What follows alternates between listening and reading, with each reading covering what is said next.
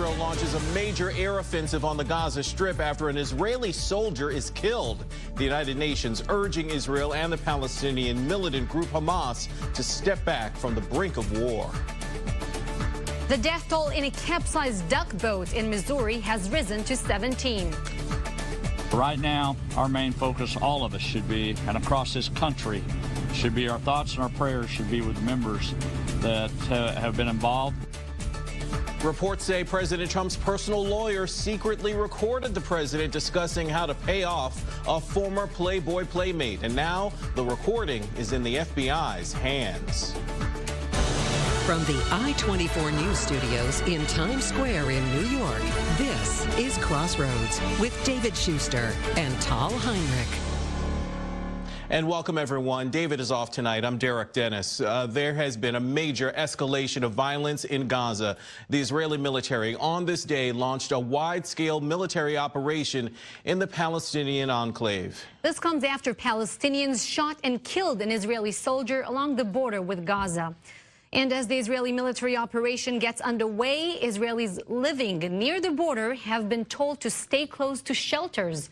I24NEWS senior Middle East correspondent Mohammed Al-Qasim is at the Gaza border. Mohammed, we're getting reports, we're hearing that Hamas and Islamic Jihad have agreed to a UN-Egypt brokered ceasefire. What's the latest? What are you hearing there?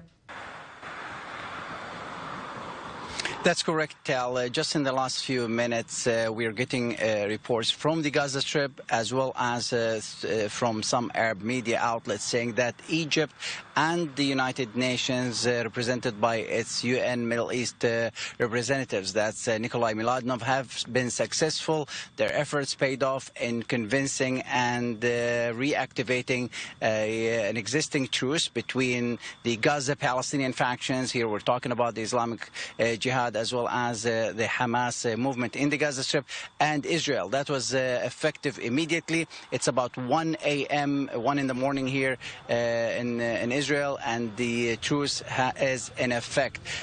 Even though there is a truce, there is a ceasefire, we are still hearing the sound of airplanes. It's an active skies above us. However, we have not seen or heard of any reports of airstrikes in the last couple of hours, or at least an hour and a half, or of any rockets being fired from the Gaza Strip onto southern Israel. Mohammed, you know, before news of this ceasefire broke, it just broke minutes ago, Israel's defense minister had warned of a large-scale military operation and that it would be next if Hamas kept up its attacks on the border, including the flying of those burning kites and most recently sniper fire. Is the sense there that Israel's hand was forced? Well, that's correct. First of all, yes, there was a statement from the defense minister Victor Lieberman saying that if Hamas responds to Israel's airstrikes, which, by the way, Israel targeted at least 25 positions, 25 targets within the Gaza Strip that belongs to either the Islamic Jihad or the Hamas movement. We have not seen any reaction from the Hamas or Islamic Jihad in the Gaza Strip following this targeting of their positions. Many say that they've received the message that they are not interested in escalating the situation, but it has been tense for the last couple of weeks, and this is week number 17 in the so-called March of Return that started at the end of March, and every Friday we've seen thousands of Palestinians take to the security fence, to the borders with Israel, and then we'll see those protests at times get violent and escalate into clashes. Today, we've seen at least 4 Palestinians get killed, and 1 Israeli officer was shot and killed by a Palestinian sniper. That's what took place after that, that's what compelled the Israeli military to conduct its massive airstrikes over the Gaza Strip. Right now, since there's no retaliation from the Gaza Strip, the Israeli military said that they will not continue their wide military actions. But if within the next few hours, if there is any rockets fired from the Gaza Strip, I do believe that there will be a massive, maybe limited, but a massive military operation taking place. At least that's what the defense minister, in fact, even the prime minister who supports him, have said just in the last few hours. All right, that's reporter Mohammed Al-Qasim with I24 News reporting from the Gaza border. And to discuss it further, let's bring in Middle East analyst Thane Rosenbaum joining us here on set. Thane, how are you reading the situation? We have reports now coming in that there's a ceasefire. Hamas and Islamic Jihad both agreed to that. But to a certain point today, IDF officials have described the situation as the gravest incident since the 2014 Israel-Gaza war. Well, if it's a Friday in the Gaza border, you're going to have killings and clashes since the end of March. But you're right, the last week has been different. Last weekend, there were 200 mortar rockets fired into Israel. That was of a very different quality from what you see, this incendiary kites and the arson balloons. But let's not minimize the balloons and the kites, because although this has been aggravated by mortar rockets and one dead IDF soldier today, the damage that's been done and the interference in Israel's sovereignty through these balloons and kites, it's interesting how Lieberman has said this is something we need to stop, and it's not just about what we've seen last week.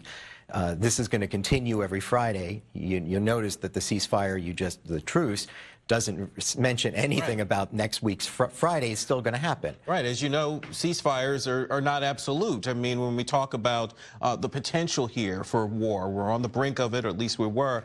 But there's a bigger story here. Behind it all, this is sort of about deterrence and also just kind of really stopping the bloodshed, right? You know, from the UN's perspective, yes, of course. The Israeli perspective is that this isn't going to stop for all sorts of reasons. You know, the economic situation in Gaza continues to deteriorate even worse. Hamas has always been of the view that they have nothing to lose. They always go for broke. You know, the worst thing for happen to them is when you have dead Palestinians, they use it to leverage for sympathy for the Palestinian cause. So, look, unless the march of return is coming to an end, which is not what you heard about this truce, it's a very fragile truce. It's just about tonight.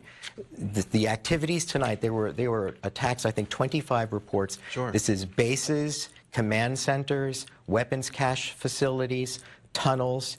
I mean, it does raise the question, why are there's these targets? I mean, if Gaza ever wants to be part of some kind of solution to a peaceful settlement in the Middle East, the fact that there are so many military targets is not a good sign. And I hear what you're saying about Hamas, that they act as if they have nothing to lose and all they want is to harm Israel to the extent that they actually can. But from their perspective, can you explain it? Is Hamas really interested in going to a full war with Israel again? Look, it's not the first one. This would be the fourth. The other one was 4 years ago, Protective Edge, this time of year in July. So just the feeling, it has the atmosphere of an impending war, right, and it doesn't feel good. That's why I'm saying this truce strikes me as very fragile. You know, when the economic situation is as desperate as it is, this is another reason, another motivation, incentive for Hamas to act. Iran is suffocated. Iran can't help. No, they can't help. But, you know, you notice, you know, they're also being economically deprived by the blockade, not just on Israel's side, but on their southern border and with Egypt. But there are no balloons and no kites flying towards Egypt. So that it can't only be about this economic blockade. Besides which, if it's about the economic blockade, why is the protest called the March of Return? They're obviously there's something here that's deeper than just the blockade. So you're saying that the IDF shouldn't sort of let its guard down here. It has to remain vigilant, remain on high alert. Next Friday, if I'm invited back, we're going to have a very similar conversation, right, and that's really the problem. The problem is that you're seeing killings and clashes every Friday, and you're seeing that it's been ramped up on both sides, and it's gotten more desperate. So you're saying it's not the time to put forward the ultimate deal? No, I don't know if well, here's the other thing about that, Tal and Derek. The ultimate deal has never been presented to any Palestinian, right? The only people that are even speaking to Trump and Greenblatt and Kushner are other Arab countries, not Palestinians. So it's very hard to see how this deal, how ultimate it can be if the Palestinians aren't really a party and that they don't seem to have an affirmative desire to have peace with the Israelis at this point. All right, we are yet to see. Thane Rosenbaum, thank you, as always. And as the uptick in violence comes as the Trump administration released details of a plan to help Palestinians in Gaza. President Trump's son-in-law, Jared Kushner, and the U.S. ambassador to Israel penned an op-ed in the Washington Post offering Hamas substantial financial aid to rebuild Gaza. In exchange, the group must end its violent attacks against Israel, return Israeli soldiers and citizens, and cease using trade routes to smuggle weapons. Hamas has since slammed the offer, saying that Trump officials are serving as Israeli mouthpieces. Well, still to come in Syria, as Russian-backed government forces close in on the country's southwest, the U.S. is planning to rescue hundreds of Syrian first responders who could be targeted by the regime. And a massive storm sinks a duck boat in Missouri, killing 17. We'll have the latest on the victims' conditions.